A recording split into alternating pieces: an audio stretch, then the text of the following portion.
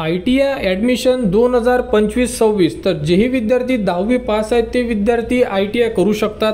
तर ITIची admission process कधी सुरू होणार आहे, ITIसाठी डॉक्युमेंट्स कोणकोणते लागणार आहे या संदर्भात संपूर्ण अपडेट आपण या व्हिडिओमध्ये बघणार आहे। तर ITI बद्दल संपूर्ण अपडेट, रजिस्ट्रेशन, त्यानंतर राऊंड या संदर्भात संपूर्ण अपडेट तुम्हाला आपल्या चॅनलवर देण्यात येणार। त्यासाठी आपल्या चॅनलला सबस्क्राइब करून ठेवा, जेणेकरून संपूर्ण ज्या अपडेट असणार आहे ह्या तुमच्यापर्यंत पोहोचल्या पाहिजे।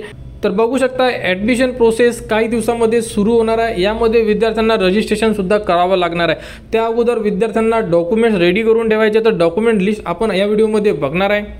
तर बघू शकता ITI admission 2025 important document list. तर ॲडमिशनसाठी कोणकोणते डॉक्युमेंट लागू शकतात।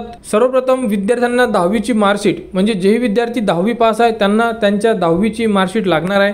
त्यानंतर विद्यार्थ्याला विद्यार्थ्याची कास्ट सर्टिफिकेट लागणार आहे। आणि जे विद्यार्थी OBC, VJ, त्यानंतर NT या संदर्भात कोणत्याही कास्टमध्ये जर येत असाल तर तुम्हाला नॉन क्रिमिलियर सुद्धा लागणार आहे ॲडमिशन प्रोसेससाठी। आणि SC ST कॅन्डिडेटला नॉन क्रिमिलियर लागत नाही, फक्त त्यांना कास्ट सर्टिफिकेट लागणार आहे।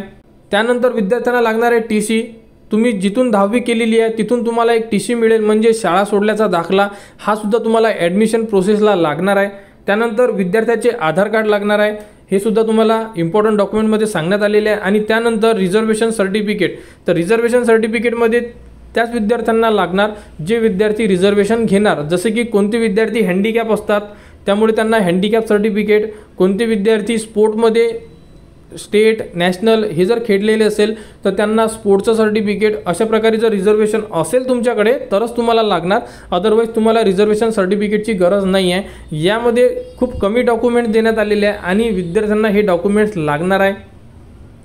10वीची marksheet, caste certificate, non creamy layer आणि TC हे अतिशय इम्पॉर्टंट डॉक्युमेंट्स आहे। SC ST कॅटेगरीला नॉन क्रिमिलियर लागत नाही आणि EWS कॅटेगरी असेल तर त्यांना EWS सर्टिफिकेटसुद्धा नवीन काढावं लागेल। तर अशा प्रकारे डॉक्युमेंट लिस्ट दिलेली आहे। 2025साठी ॲडमिशन प्रोसेस पुढच्या आठवड्यामध्ये सुरू होण्याचे भरपूर चान्सेस आहे।